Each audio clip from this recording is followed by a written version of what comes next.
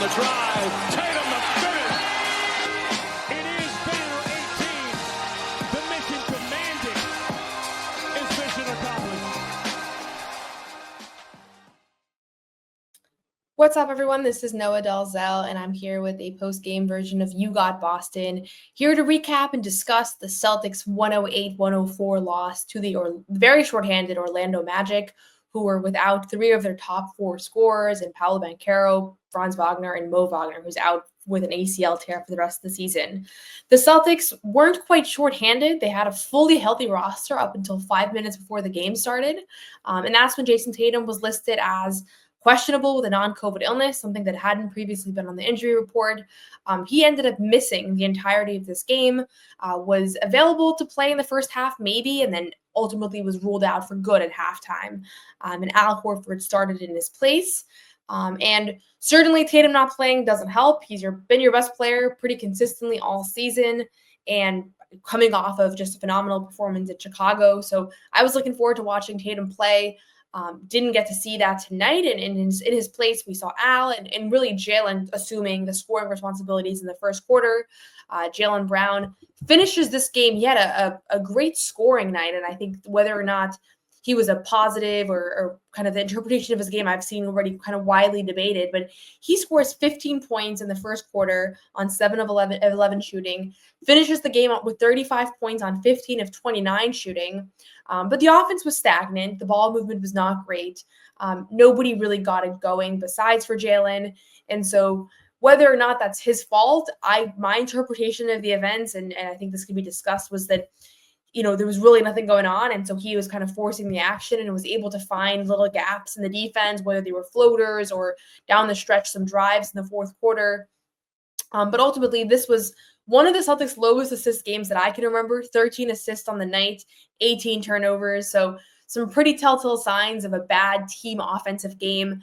And then I always say this, but the best way to evaluate whether or not the Celtics have had a good offensive game is how many threes has Sam Hauser taken. Sam Hauser played 16 minutes tonight, 0 of 0 from the field. And some of that, he might be a step slow right now. He just missed 2 games with a back injury, and he's back from that, recovering from that. I think it's something that he's still dealing with, something that's been a little bit up and down.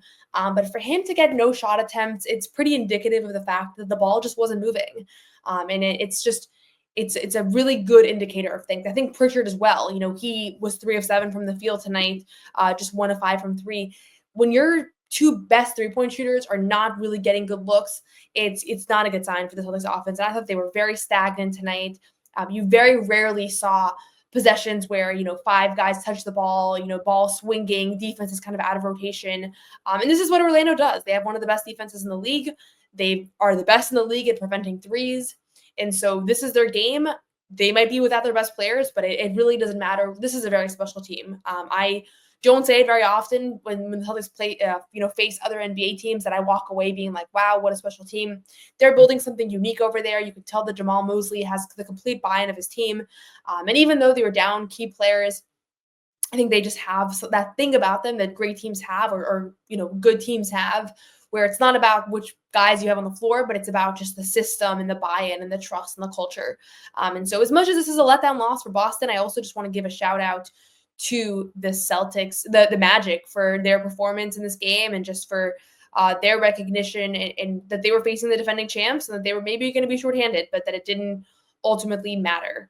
And so I think the question that most people have at this point with the Celtics, they've lost 3 of their last 6 games. They're now 3.5 games behind the Knicks for the number 1 seed. They have the 3rd best record in the league, behind the Cavs for the number 1 seed. They're actually closer to the Knicks, who are in the 3rd seed, than they are to the Cavs, who are in the 1 seed in the East. The Thunder have a better record, so we're not seeing them on pace for that same historically dominant regular season that we saw last year. And the Cavs have been the great team in the league so far. They've been shooting lights out. They've been efficient on both ends. They've had different guys contributing. So from my standpoint, it's not a cause for concern. I think that when you're talking about being the defending champs and playing through June, and then having guys playing through the regular season, I don't know that I feel any sort of way those guys played through the Olympics. And so an abridged off season, they're back, off of a championship. So as much as you want to have a level of hunger, like I think that you see defending champions come out and sometimes are a little bit flat. This has still been a good start to the year for them. They're 22-7 at this point. So let me actually confirm that because I feel like I've been consistently getting this standings. But yeah, they're 22-7 at this point. Cavs are 26-4. So they've won 76% of their games. It's not that I don't want to overreact. But there's a couple of reasons why I'm a little bit concerned, and I want to talk through those in this game, and then also just reflect on kind of what players have said on the ground after this loss. So the first thing that I have a little bit of concern about right now is just the backup wing position. Sam Hauser is just not the same player that he was last year, and I think most of that is due to injury. He's been dealing with this lower back thing since the summer. It's something that I don't know exactly why he's been dealing with it and whether there was a moment or whether he has a slip disc or what it is. We haven't gotten a lot of detail about it. I don't think we're going to get a lot of detail about it, but it's on and off. He's played in 21 games, so he's missed 8 games so far this season, and he's averaging 8.6 points. And just from a shooting standpoint, this is a guy that has really been consistent. He's shooting 37% from three, so it's not, it's nothing terrible. Obviously, that's a very respectable mark. It's above the league average, but he was better last year. The thing with Hauser is that I think that there's other backup wings on this team, but none of them have established themselves as like the reliable option when Hauser's out. So Jordan Walsh early in the season, he was getting those minutes, and I thought that he was solid. He was able to kind of like blend in, if that makes sense. Like that's kind of what you want at this point with a guy like Jordan that is 20 years old and is not an offensive threat, but I think he was serviceable. But they've kind of moved away from him. There was that couple game stretch where Drew Peterson entered the rotation and was really seeming like he was maybe going to be the guy. And I think that he did some good things defensively. He hit a couple threes. But for some reason, he wasn't even active in this game. And even though he was there in Orlando with the rest of the G League team that they've been there for the Orlando Magic Showcase. So he's not really establishing himself as a guy that they're going to prioritize. And then Jaden Springer got his opportunity in the loss for Chicago. And I think that was a hit or miss performance, but he didn't play in the second Chicago game until garbage time and did not play again tonight. So, and then Baylor Shireman, who was the first round draft pick, I loved what I've seen from him in Maine, but we haven't seen much from him at all in Boston. So I guess that's to say that there's an outstanding question on this roster, and that's the backup wing position. And I'm not overly concerned about it. We're kind of nitpicking a really good team. But if there is something that I'm thinking about, I've been thinking about this for a couple of games now, they really miss that contribution. And in this game, they really needed Hauser because Tatum ended up being out. But there was very little happening off the bench today. Pritchard didn't do much. He was 3 of 7 from the field. Hauser, as I said, didn't take a shot. I thought Luke Cornett struggled in this one. Just fumbled some passes, was a little bit out physicaled by the Magic bigs. So that's where my head's at a little bit is if this Hauser back injury is more serious than we know, which it very well could be because it's been lingering for a while. It seems somewhat chronic. I think you have to imagine at this point that if there is going to be a move before the trade deadline, I wouldn't be shocked if this was the move that there is something to acquire some backup wing that they will have a little bit of faith in that can maybe spread the floor and defensively fit in. I don't know if that person exists right now in the market. I'm sure people are thinking maybe Lonnie Walker, that type of player, but that's the one personnel question that I have. And then the other thing, and this is maybe a little bigger / more important, is they're a middle of the pack shooting team right now. They are 15th overall in the NBA as far as 3-point shooting percentage. And last year they were second. They were almost first. They were just a hair behind behind the Thunder. And so I was trying to think of why that is, because some of it is personnel. Most guys are shooting slightly worse than they shot last season. Drew Holiday's taken the biggest dive. He's shooting just 32.4% from three. What was he shooting last year? Let me just pull up his number real quick here, because I know he had a great shooting season last year. So last season, Drew was shooting 43%. So more than a 10% decline for Drew Holiday from downtown. That is going to be, that's taken a toll here on this team. Jaylen Brown also really struggling from three this season. He is also down at 32%. That's two of their starters are hovering around 32% right now. And Jaylen has never been an elite 3-point shooter. But he's down quite a bit from, he was 35% last year. So a 3% decline. So again, it's early. I don't want to overreact to these small shooting numbers. But overall, you are seeing that guys across the board are shooting a little bit worse. And Pritchard's really helped with that. He's in the other direction. Tatum's around where he was last season. Al's been pretty consistent. So I think Jaylen and Drew are the two guys that have taken the biggest hit, with Drew obviously taking the largest one. But this team's thing has been their three-point shooting. And this season, the attempts are still very high. They've increased, but the percentages have declined a little bit. And so, again, they're 22-7. They have the third best record in the league. I'm not overly concerned about any one thing or this loss, but if there are things that are kind of starting to come to mind, my thing is that I never want to overreact to one guy's performance or one person's struggles or a bad game. I wait for there to be trends, and then we can talk about those trends. And after this Orlando Magic game, I am thinking to myself a little bit, the shooting struggles, because they really struggled tonight from three. They shot, let me pull this up here.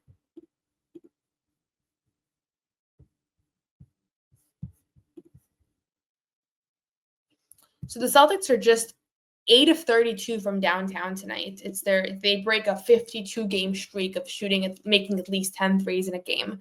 And if it was just one game, I wouldn't really think much of it. But it's been a couple of games in a row now where they've been struggling from downtown, and I think the ball movement is just not quite there. They did really miss Tatum tonight, and there's a certain level of stagnation that I can probably concede is his absence. But at the same time, you want to see other guys step in. You want to see the ball movement not rely on one person. And I think what made last year's team so special was that even when Tatum was out, even when multiple starters were out, you saw the same brand of basketball being played. And in the second half of this game, you did not see that same brand of basketball. First half, you did. So if there's things to be worried about, it's the backup wing and it's the three-point shooting, and it's whether or not this offense has the same kind of magic to it. And again, it's kind of hard to explain why it wouldn't, because you have the same guys. But from the beginning of the season, Joe Mazzulla and Brad Stevens have both said, this is not the same team. They might be the same players on paper, but it's just not the same team. And that's just the way that it is. Even when you bring the same guys back for another season, it's the way the NBA goes. And so with that in mind, as we're evaluating this team and we're thinking about them, I want to make sure that I'm also keeping that in mind, is that they're just not the same. So we'll see what that changes. I think that it's still early. I think Drew's going to go up, in his shooting percentages. I think Hauser's going to get up more shots, which is going to just be good for this team's offense. And Tatum's going to be back to shoot. I think he just has probably a 24-hour bug, so it's not overly cause for concern here. PrizePicks is the best place to get real money sports action. With over 10 million members and billions of dollars in awarded winnings, PrizePicks has made daily fantasy sports accessible to all. You just pick more or less on at least 2 players for a shot to win up to 1,000 times your cash. Run your game all season long on PrizePicks, America's #1 daily fantasy sports app. You can pick anything that you think is likely to happen. So I would pick Peyton Pritchard, certain number of threes, whatever it is, pretty safe, assurance at this point that he is going to hit that. Anything that you feel has been a pretty consistent pattern, those are the types of trends that you can capitalize on PrizePicks. You can make your holidays bigger and brighter with PrizePicks, the best place to get real money action while watching your favorite sports. Join now, because this holiday season, PrizePicks is giving away 2 free picks in December, and they're giving away $30+ million in rewards during Picksmas. Download the app today and use code CLNS to get $50 instantly after you play your first $5 lineup. Download the app today and use code CLNS to get $50 instantly after you play your first $5 lineup. PrizePicks, run your game. So I don't want to, again, I think it's just one game. I love this Magic team. This Magic team has given the Celtics a lot of issues over the last few seasons. So it's not just tonight. It's not just the fact that Tatum was out or that, they didn't have quite the level of focus or intensity. This has been a thing, right? We remember from last year, Celtics Magic in the NBA Cup, really bad loss. Season before that, back-to-back losses at home versus Orlando. So they've had their number a little bit, and I do think at this point, if I had to pick an Eastern Conference opponent that would scare me as someone covering this team, Orlando's up there. I don't know what kind of health they're going to have. I hope that Paolo and Franz are both back and healthy in time for the playoffs. It seems like Mo Wagner is done for the year. But their level of defense, their intensity, their personnel, their length, their physicality, like it's it's concerning. And it's something that would be a great series. And I think the Celtics would win. But if I had to pick an Eastern Conference opponent right now that is up there, they're up there. I don't know that I would pick them as number one, but they're up there. So with that being said, Jaylen Brown and Kristaps Porzingis both spoke after the game, and they both seemed very relaxed. They didn't seem overly concerned about this loss. Jaylen actually said that he thinks there's a lot of good things that they can draw from this, that they learned. It was a good experience for them.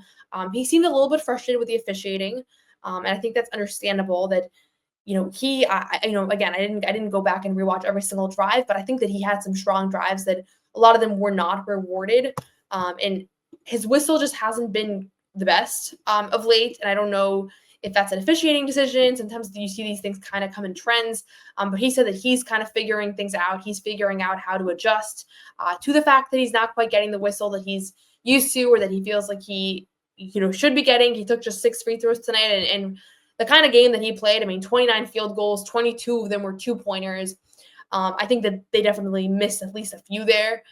He said himself that he was kind of starting to do more floaters and trying to avoid contact because he realized that the fouls weren't, coming his way. So I don't know about whether or not Jaylen will be able to kind of improve his, kind of get more of those calls. He seemed a little frustrated, but also kind of resigned at the fact that that's maybe the way that it is, and that he has to learn and get better from it. And Porzingis also really impressed by this Magic team. Joe attributed the loss much more to the offense than the defense, which is also my characterization. The defense wasn't great the second half. They allowed 36 points in the third and 29 in the fourth. So their metric always is 25-point quarters. But even so, I think that's ultimately not what lost them this game. It was the stagnation. It's having 21 points in the third quarter. That's not normal for the Celtics to come out of halftime with a 15-point lead and to score just 21 points in the third. So I want to look at kind of the last few minutes here. The Celtics trailed by 9 with 2.5 minutes to go. And then there was a really beautiful play that was simple and also highlighted how ugly the offense had gotten. That Al Horford kicked it out to Derek White for a corner 3-pointer. Derek hit the 3, and it was a 6-point game with 2 minutes to play. And we just didn't see a lot of that. We didn't see a lot of, paint touches to a corner 3 in this game. And some of that, I think, is Tatum's absence. Some of it is Orlando's defense. And some of it is just when you get out of the habit of making the right pass and overpassing and kind of playing selfless basketball, it becomes contagious and it kind of starts to compound. And so that shot actually stuck out.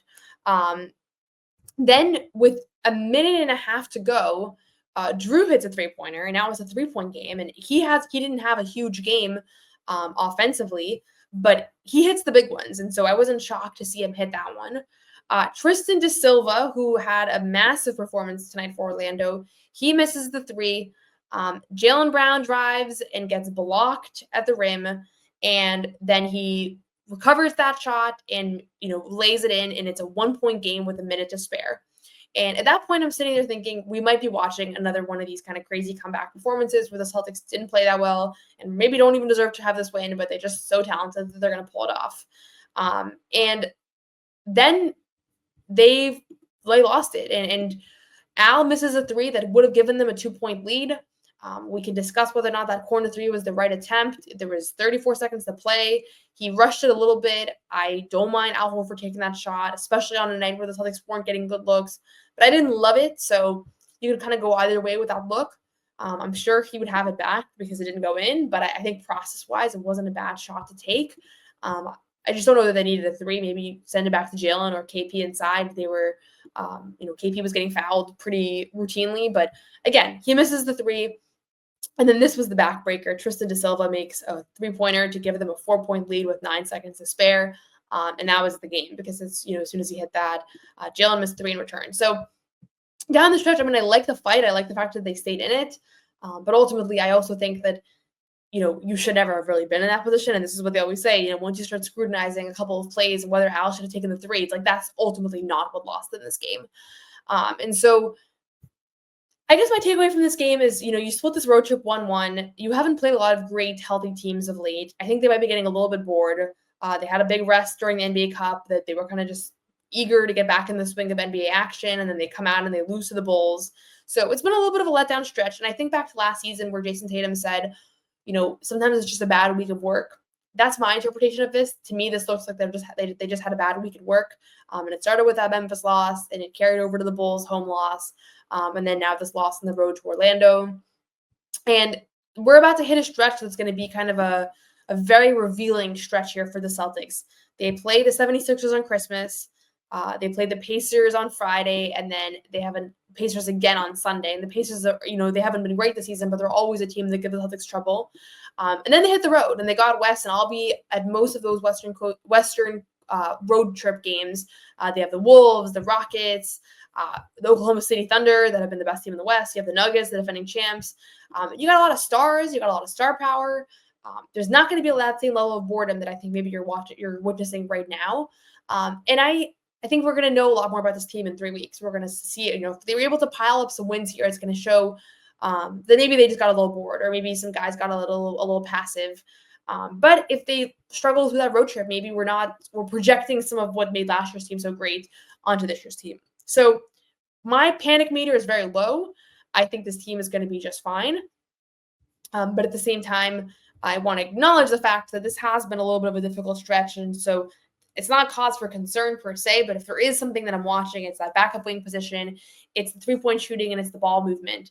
You don't want to have another 13 assist night. I'm glad they get to play the 76ers at home on Christmas. I hope that the 76ers are fully healthy, which they haven't been much this year. But that's going to be a great matchup if they ultimately get to have that opportunity. There's nothing I love more than going to watch Celtics games, NBA games, and just going to events in general, and I always use Game Time for all of my ticketing needs. Game Time has a new feature called Game Time Picks that makes getting tickets for live events even easier. Game Time Picks filters out all the fluff to show you only incredible deals on great seats, so you don't have to waste time searching through thousands of tickets. So right now I'm looking through the Game Time app. I see that there is a Christmas Day game against the 76ers, and I can click on that and I can actually see not just what the seat options are, but what the view of the court will be, because Game Time offers seat views, where you get a panoramic view from your seat in the app before you buy. There's also a lowest price guarantee, or Game Time will credit you 110% of the difference, and there is all-in pricing, so you can actually see the total upfront price, no surprise fees at checkout. So I'm looking right now. Usually my holiday gifts are tickets to different sporting events that I know my friends and family will be interested in, and I always use Game Time for all of those purchases. Take the guesswork out of buying tickets with Game Time. Download the Game Time app, create an account, and use code CLNS for $20 off your first purchase. Terms apply. Again, create an account and redeem code CLNS for $20 off. Download Game Time today. What time is it? Game Time. So I don't want this to be too much of a depressing episode, because I don't want to be one of those people that the Celtics lose a game and we're suddenly questioning everything about this team. So do want to focus on some of the positives from this game as well, because again, Al Horford hits that 3, and then we're having a post-game victory podcast. And that's kind of the funny thing about basketball, that, you see a win, you see a loss, and suddenly you have a completely different narrative. And I think maybe that's players' frustrations with the media too, is they know we're going to do it, and we're going to do it because it's our job, right? So tonight's game is the story of why they lost, but a couple of things go differently, and it's the story of why they won. Jaylen Brown, I know there's been mixed reviews of his performance. I think ultimately that he did, the offense that he led was not a great one tonight, but I don't know that I necessarily would blame him for that. And I don't know that you can blame the guy that actually was able to score. And down the stretch, he was able to score in this game. In the fourth quarter, he had kind of consecutive baskets to give them a chance. And so maybe I give this a B for Jaylen Brown in this game. Porzingis really struggled. He got most of his points at the free throw line. And I do want to say, though, I love seeing him get to the line. He was 13 of 14 from the line. It pretty much seemed like whenever he was in positioning, close the basket, kind of out inside of the circle, they just hacked him because they know they have no chance against him at that point. And so you got to keep finding Porzingis down low. I think last year when he got to Boston, that was the thing that stood out to me the most, was his ability to draw fouls. And it was kind of like he was a cheat code for the Celtics offense when they were stagnant, when they reached difficult points in the game where they just needed a release valve. It's like throw it down to Porzingis, he'll get fouled, and he'll hit his free throws because he's a really good free throw shooter. He had 13 of 14 tonight. So as much as he struggled from the field and struggled from 3, he was over 4. Loved seeing him be utilized in that way. And then Derek White, who has been in a little bit of a slump, he finishes this game with 17 points on 5 of 11 shooting, 3 of 6 from downtown. So glad to see him get in somewhat of a rhythm from beyond the arc. And I think that for him, he's a rhythm player. When he gets in a good, good level of confidence, good swing of things, like that's a great sign. I would have loved to see him be more involved offensively today. Just looking at the shot breakdown, he took just 11 shots tonight. I think when Derek White is aggressive and attacking the rim and looking for it's a good thing for the Celtics offense because he's a good passer as well. So I would have loved to see him be a little bit more involved. But overall, a solid night for him. And really, I think you ultimately want to see. I think this team is at their best when the scoring is kind of more spread out across the board. And these last few games, it hasn't been the case, and that's not a Jaylen issue per se. It's not any one person's fault. But I would love to see nobody was scored more than 17 points except for Jaylen tonight, and that's usually not a good sign for this team. They've had 5 players that average 16 points a game, and so for nobody to kind of exceed that much tonight, it's not a great sign. So I'm looking forward to turning the page. We'll have more coverage from the Garden on Christmas, and then at home games Friday and Sunday, and then I'm hitting the road to go out west next week. In Chicago, I thought that was a great road trip. Had a great time covering that game. Didn't go out to Orlando, although honestly, I kind of wish I had because I didn't realize the G League showcase would have been at the same time. So maybe next time I'll try to line up those trips. As always, these are going to be quick post-game reaction pods because we also have the post-game show. But if you're looking for additional thoughts, you can find it here on You Got Boston. You can listen on Spotify, Apple, YouTube, subscribe. And then we're still going to do the weekly mailbag. So if you have questions, feel free to message them to me on Twitter. You can comment them on this video, and I'll make sure that when we do our mailbag episode, probably be on Saturday. It will be a live show on Saturday in between the Celtics home games. We'll get to all those questions. So don't freak out about this game. I don't think it's a huge deal, but I also think that it's worth kind of examining the bigger trends around this team right now and places where they might be able to get better, more consistent. And I'm keeping my eye on that 3-point figure because that's really what made them was a big part of what made them so special last season. So hopefully Jayson Tatum will be back in the lineup tomorrow and that it was really just a 24-hour bug. That's my guess. Hopefully Sam Hauser's back responded well to this game, even though he didn't play a whole lot or do a whole lot. I thought that he moved pretty well. So hopefully he doesn't deal with more spasms or lower back pain as he has over these past few months. And I'll be back on Wednesday with more coverage. So enjoy your Christmas. Merry Christmas to everyone who celebrates. And thanks for tuning in. Thank you for tuning into all of our coverage here at CLNS. You can find some post-game writing as well on SB Nation. But with that, happy holidays and thanks again.